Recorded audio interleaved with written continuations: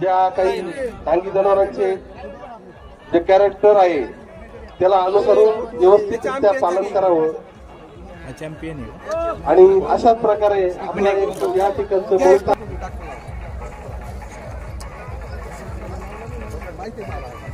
किसन बिन्नर रुमनवाडी अकोला तालुका नगर जिल्हा. तर तुम्ही चॅम्पियन उपचॅम्पियन झालेत, तर तुम्हाला कसं वाटतं उपचॅम्पियन झाले? चांगला आनंद वाटत होता. तुम्ही ही तयारी किती दिवसापासून करत होते? 6 महिन्यापासून तयारी ही चॅम्पियन होण्यासाठी 6 महिन्यापासून तयारी चालू होती. चॅम्पियनसाठी काय काय तयारी केली? शेंगदाणा चारतो, शेंगदाणा ढेप, गव्हाचं पीठ, सोयाबीनचा बारडा, मका बारडा.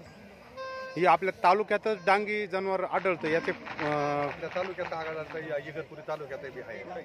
तर हे का आढळतात आपल्या इथंच का राहतात? पाण्यामुळे पावसामुळे इकडे दम धरतात. असं तिन्ही ऋतूमध्ये हे चालतात. हा चालतंय. यांना कोणता चारा चालतो? चारा कोणताही चालतो. घास टाका तुम्ही, गिनी गव्हा टाका, मका टाका, कोणता. तर तुमच्याकडे किती जनावर आहेत? आमच्याकडे 3 जनावर, एक म्हैस, एक डांगी गाई, एक वासरा.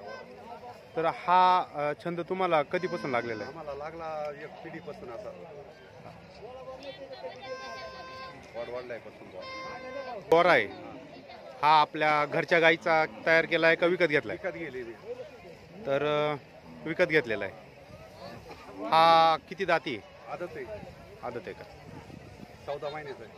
14 महिन्याचा आहे. तर याची खासियत काय बैलाची? बैलाची फायदे खासियत काय? शेतीला हाकायला चांगला चालतो आपल्याला, पाण्या पावसात हा सुरीला याला त्याला चांगला असतो हा.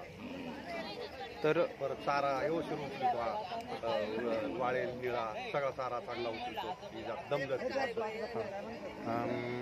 कोणत्याही ऋतूमध्ये चालतो? कोणत्याही ऋतूमध्ये शेतीला चांगला चालतो हा. दम धरून असतो. दम धरून असतो.